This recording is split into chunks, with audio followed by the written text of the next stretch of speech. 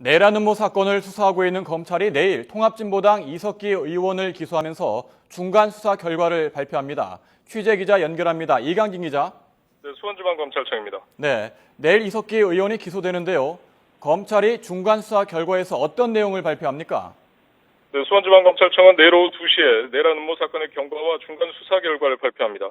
이 자리에서 검찰은 이석기 의원과 핵심 관련자에 대한 수사 결과와 혐의에 대해 구체적으로 설명할 예정입니다.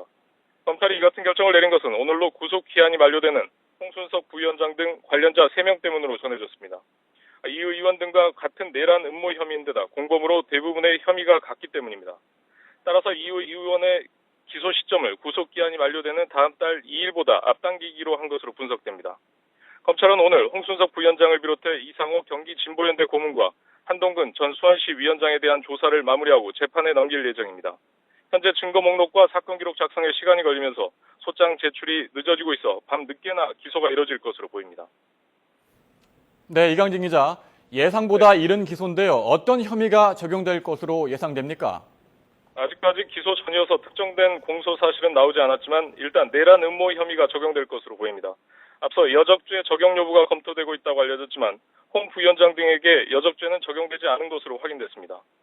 검찰은 그동안 당사자들이 묵비권을 행사해 진술 확보에 어려움을 겪어왔습니다. 하지만 광범위한 압수수색과 증거물 분석을 통해 내란 음모 혐의를 입증할 증거를 확보한 것으로 전해지고 있습니다. 검찰은 5월 12일 합정동 비밀 회합 녹취록 외에 내부 제보자 등 증인들의 진술을 통해서도 혐의 입증을 자신하고 있습니다. 이와 함께 내란 선동과 국가보안법상 찬양 고무 등의 혐의 역시 상당한 증거물을 가지고 있는 것으로 알려져 기소 혐의에 포함될 것으로 보입니다. 네, 앞으로 이 의원 등 4명이 함께 법정에 서게 될 텐데요. 재판과 동시에 추가 수사도 진행되겠죠? 그렇습니다. 이석기 의원과 홍순석 부위원장 등 4명이 사실상 공범으로 일괄 기소되기 때문에 재판도 동시에 진행됩니다. 일단 법정에서는 검찰과 국정원이 수집한 증거와 법리 논쟁이 치열할 것으로 예상됩니다. 이 의원 등이 법정에 서게 되면 수사기관이 재판부에 제시하는 증거 목록이 모두 공개되는데 비밀 회합 참석자들의 대화 내용을 담은 녹취록 외에 다른 증거의 존재 여부가 우선 쟁점이 될 것으로 보입니다. 또 내란 음모 혐의의 해석을 둘러싸고 검찰과 변호인단이 각각 다른 논리를 내세우며 대립할 가능성이 높습니다.